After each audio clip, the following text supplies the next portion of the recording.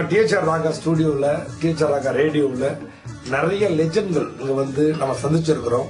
நிறைய பாடகர்கள், நடிகர்கள்லாம் வந்திருக்கிறாங்க. அந்த வரிசையில் நம்மெல்லாம் எதிர்பார்க்கக்கூடிய ஒரு மிகப்பெரிய லெஜெண்ட், 70ஆம் ஆண்டு, 80ஆம் ஆண்டு, 60ஆம் ஆண்டு, இப்ப கூட அவர் பாட்டு கேட்டா எல்லாரும் சந்தோஷப்படுவாங்க. அம்மா பாட்டு அப்படின்னா அது பத்மஸ்ரீ, பத்மபூஷன் கேஜி யேசுதாஸ் அவர்கள். அவர் வந்து நம்ம ராகா ஸ்டுடியோவுக்கு வரப்போறாரு. இன்னும் கொஞ்ச நேரத்துல நீங்க பார்த்து ரசிக்கலாம். அதே நேரத்துல அவருடைய பாடல், அவருடைய அனுபவங்கள், அவருடைய இன்டர்வியூல நீங்க கேட்டு ரசிக்கலாம். என்ஜாய். வந்து என்னை தொடும் சத்தம் இன்றி முத்தமிடும் பகலே போய்விடு இரவே பாய் கொடு நிலவே. வணக்கம் மரியாதைக்குரிய பத்மஸ்ரீ, பத்மபூஷன் டாக்டர் கேஜி யேசுதாஸ் அவர்களே. வணக்கம். எப்படி இருக்கிறீங்க? நல்லா இருக்கீங்க?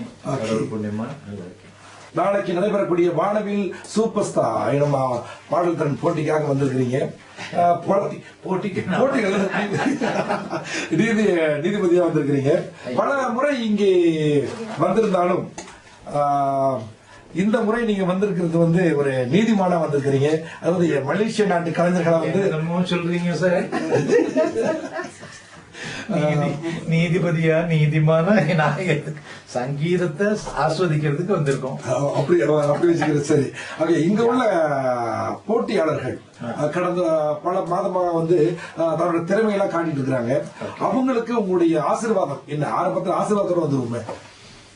என்னை பொறுத்த வரைக்கும் ஆசீர்வாதங்கிறத விட அவங்களுக்கு நல்லது வரணும். நல்லபடியா அந்த அறிவு, அந்த சங்கீதத்தில் இருக்கிற திறமை நல்லபடியா தெரியறதுக்கு அவங்களுக்கு அந்த புத்தி நல்ல நல்ல நல்ல நேர்மையான நிலையுமே அவங்களுக்கு கிடைக்கணுங்கிறது பிரார்த்தனை எனக்கு.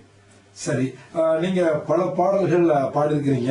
உங்ககிட்ட ஒரு அருமையான கேள்வி என்ன, கர்நாடக சங்கீதம் அது கூட சொல்ல தேவையில்லை, சினிமா பாடல்கள், இந்த இரண்டு பாடல்கள் வித்தியாசம் அல்லது அதுல உங்களோட தனித்துவத்தை எப்படி காட்டுறீங்க? ஓகே, இப்ப நம்ம வந்து முதல்ல ஒரு ஒரு ஒரு பாடல், ஏதாவது ஃபேமஸ் பாடல் சொல்லுங்க. என்னோடது வேணும்னு இல்லை, வேற யாரா இருந்தாலும் பரவாயில்ல.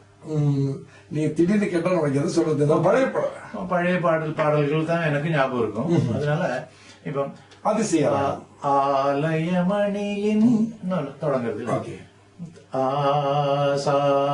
சான்னு தொடங்குறது, சாரிகமா பாவா இருக்கு. சரி, இத வந்து நம்ம கிளாசிக்கலா இல்ல லைட் மியூசிக்னு சொல்லுவீங்க. அதனால நம்ம எப்படி அது கொடுக்கறது, எப்படி அது அந்த பாவத்தோட நம்ம பாடுறோம், இல்லைன்னா அதை எப்படி வெளியில நம்ம குரல் வழியா இல்லைன்னா விரல் வழியாவோ கொண்டு வர்றது எப்படி இருக்கோ அதுக்குதான் நம்ம வந்து வேறுபாடு சொல்றது. அதாவது இது கிளாசிக்கல், இது லைட், அப்படி ஒண்ணு இல்லை, எல்லாமே ஒண்ணுதான். அதாவது நம்ம எப்படி சொல்லலாம், இப்போ பெலஹரி ராகம்னு ஒண்ணு இருக்கு கர்நாடக சங்கீதத்துல. சரிக பதசா சனிதப மகரி சான்னு இருக்கு.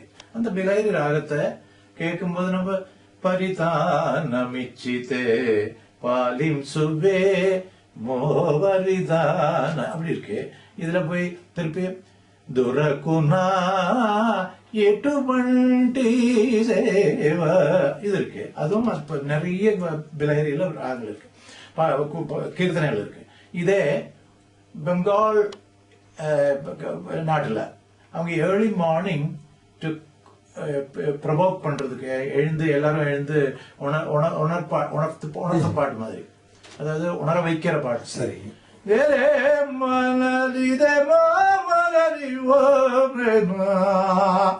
இத எங்களை பொறுத்த வரைக்கும் அது பிலஹரி தான். சரி,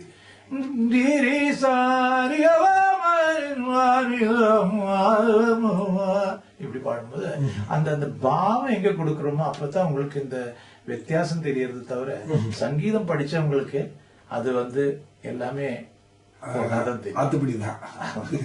ஓகே, இப்ப சங்கீதம் வந்து நீங்க வந்து சினிமாவுக்கு நுழைகிறதுக்கு முன்பு அது சங்கீதம் வந்து என்னோட அப்பா வந்து ஒரு பெரிய நாடக நடிகர். அவர் வந்து அவரோட அடிப்படையில இங்க சினிமா இருக்கிறது கலைத்துறை. ஆமா, அவர் வந்து படிக்கல, அவருக்கு அந்த வாய்ப்பு கிடைக்கல. அதனால என்னமோ கடவுள் வந்து நானும் மனசுல எண்ணி இருக்கலாம். பல ஜென்மங்கள் எங்கேயாவது நமக்கு கிளாசிக்கல் இல்லைன்னா சங்கீதம் படிக்கிறதுக்கு ஒரு வாய்ப்பு எடுக்கணுமேனு எண்ணி இருக்கலாம். தெரியாது போது ஜென்மங்களை பத்தி எல்லாம் சொல்ல போறதில்லை. இருந்தாலும் அப்ப அந்த மாதிரி நினைச்சதுனால தனக்கு ஒரு புத்திரன் வந்தாலும் இல்ல பையன் கிடைச்சதுன்னா அவனை படிக்க வைக்கணும்னு ஒரு ஆசை வந்தது. இது ரெண்டையும் கடவுள் நமக்கு நான் கேட்டதும் அவர் நினைச்சதும் ரெண்டும் சேர்த்து வச்சுட்டு நான் அங்கே போய் பிறந்ததுன்னு நினைக்கிறேன். அப்ப என்னாச்சு, அவர் வந்து கம்பல்ஷன்லயே சொல்லிட்டார், நீ படிக்கலனாலும் பரவாயில்ல, சங்கீதம் படிக்கணும் அப்படின்னு. அந்த மாதிரி ஒரு வாய்ப்பு யாருக்கு கிடைக்கும்? அப்பாவோட ஆசை. அப்ப அது சின்ன வயசுல இருந்து 5 வயசுல இருந்து நான் படிக்க ஆரம்பிச்சேன். தொடர்ந்து ஒரு கேள்வி பத்மஸ்ரீ அவர்களே, அதாவது நடிகர்கள் வந்து நிறைய பேர் வந்துகிட்டு போயிட்டு தான் இருக்கிறாங்க.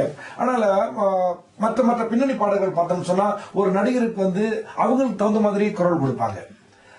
சிவாஜிக்கு அப்படி, ரஜினிக்கு அப்படி, கமல் அப்படி, எம்ஜிஆர். பட் நீங்க பாடும்போது எந்த நடிகரா இருந்தாலும் உங்கள் குரல் மட்டும் தான் தனிச்சே தெரிகிறது. அது எப்படி நீங்களே அதை இது பண்ணிக்கிறீங்களா, இல்ல அவங்க எதுவும் தலையீடுகள் இருக்கிறதா? சொல்லும் போது நான் இப்போ உடனே அது ஒரு கான்ட்ரவர்சியலா வரக்கூடாது. எனக்கு பிடிக்காத ஒரு விஷயம் கான்ட்ரவர்சியல். சரி, ஏன்னா நம்ம வந்து இப்போ நீங்க நான் பாடின பாட்டு இல்லைன்னா சவுந்தரராஜன் பாடின பாட்டை கேட்ட உடனே இது சவுந்தரராஜன் சொல்றோம் இல்லையா? ஆமா. எப்படி சொல்றீங்க? அவர் பாடி எதனால சொல்றீங்க? அவரோட குரல் குரல் மாத்தவே முடியாது. அந்த குரல் மாத்தியாச்சுன்னா இது சவுந்தரராஜன் இல்லையேன்னு சொல்லுவோம் இல்லையா? அதே மாதிரிதான் எல்லாருமே. பட் ஆக்சுவலி அந்த ஃபீல், யாரு ஆக்ட் பண்றதுன்னு ஒரு ஃபீல் இருக்கு. ஃபீல் தான் இருக்கு தவிர குரலோட அது இது மாத்தவே முடியாது. குரல் குரலா தான் இருக்கும். இப்போ சீர்காழி அண்ணா வந்து சீர்காழி அண்ணோட பாட்டு கேட்ட உடனே நமக்கு சீர்காழி அண்ணான்னு தோன்றும். எப்படி இப்ப இருக்கிற மாடர்ன் சிங்கர்ஸ் வந்து நிறைய வந்துட்டு இருக்கிறதுனால we don't have time to concentrate பண்ண முடியல. மத்த அது இல்ல, நமக்கு வந்து இப்போ தியாகராஜ பாகவதர் இருந்த டயத்துல அவர் வந்து கொஞ்ச நாள் அப்படி, அப்புறம் சவுந்தரராஜன் தான் வந்தார், அவரும் கொஞ்ச நாள் அப்படி, ஏஎம் ராஜா இல்லைன்னா பிபிஎஸ் அண்ணா, இப்படி அந்த அவங்க குரலை வச்சுட்டு அவங்க originality they never changed it. அதுக்கு நான் எப்பவுமே I request everybody, I will not advice ஒரு காலம் சொல்ல மாட்டேன், ரிக்வெஸ்ட். அவங்க அவங்களுக்கு என்ன இருக்கோ, அவங்க அவங்களோட குரல் எப்படி இருக்குன்னு இப்போ ஆர்டிபிஷியலா பண்ணலாம். நம்ம வேணும்னா கொஞ்சம் ஆர்டிபிஷியலா ஏதாவது எஃபெக்டுக்கு, இப்போ ஒரு குடிச்சுள்ள ஒரு பாட்டுன்னா இப்போ அதாவது நம்ம அந்த ஆர்டிபிஷியல் தான். பட் ஆக்சுவலி அது எதுக்கு அந்த சிச்சுவேஷனுக்கு. பட் ஆக்சுவலி இப்போ நமக்கு இப்ப இருக்கிற இது இந்த பாருங்க, அதிசயராகம், இத போய் நான் பாடின எப்படி இருக்கணும், அதுக்கு எப்படியாவது அந்த இம்ப்ரெஷன் ஆகுது, நேச்சுரலா இருக்கணும். பேசிட்டு இருக்கும்போது எப்படி இருக்கும் நம்ம வாய்ஸ், அது அப்படியே மெயின்டைன் பண்ணணும். எப்படின்னா பாருங்க, நான் இப்ப பேசிட்டு தான் இருக்கேன், பேசிட்டு இருக்கும்போது அந்த என்ன ஃப்ரீக்வன்சி அங்கே வருதோ, அதிசயராகம், அவ்வளவுதான். இல்லைன்னு நான் பேசிட்டு இருக்கிறது இன்னொன்னு மாதிரி அது ரெண்டும் வித்தியாசமா இருக்கு. வாய்ஸ் நேச்சுரலா இருக்கணும். அது நேச்சுரலா இருந்தா that is very important thing for the recording also. இந்த மாதிரி காலகட்டத்தில் and actually இப்போ the voice technically manipulate பண்ணவே கூடாது. இல்ல இந்த மாதிரி காலகட்டத்துல ஒரு ப்ரொடியூசர் வந்து எனக்கு இல்ல இந்த மாதிரி மாத்தித்தான் ஆகணும் அப்படின்னு ஒரு கட்டாயப்படுத்தும் போது நீங்க எதுக்கு நம்ம வந்து அப்படியே விட்டுடணும், அதுக்கு வழங்க வேண்டாம், நம்ம விட்டுடணும். நம்ம என்ன வேணும், என்ன தேவையா, என்னோட வாய்ஸ் தேவைன்னா they have to respect my voice. அதை நீங்க வந்து வேற விதமா ஆக்கினா why should I sing? It is not for my என்னோட இதுக்கு இல்லை, அதுக்கு முக்கியத்துவம் வரணும். அதுக்கு அது எஃபெக்டுக்காக அவங்க பண்றதுன்னா அது பண்ணிக்கிட்டோம். அதுக்கு நிறைய வாய்ப்புகள் இருக்கு, வழிகள் இருக்கு, பண்ணிக்கிட்டோம். அதை பத்தி இந்த அற்புதமான குரல் வளத்துக்கு நீங்க என்ன பயிற்சி பண்றீங்க? கொஞ்சம் tips. பயிற்சிங்கிறது the main thing is food habits and habits. நம்ம வந்து we have to very careful about நமக்கு கிடைச்ச இந்த சொத்து, இது வந்து கடவுள் கொடுத்தது, அதை காப்பாத்துறதுக்கு that is our duty, நம்மளுடைய பொறுப்பு. ஆமா, இதை வந்து எவ்வளவு விலை இருக்குங்கிறது அவருக்கு தான் தெரியும், நமக்கு தெரியாது. அதை வந்து அப்படியே கண்ணா பின்னான்னு எங்கேயாவது குப்பை தொட்டியில போடக்கூடாது.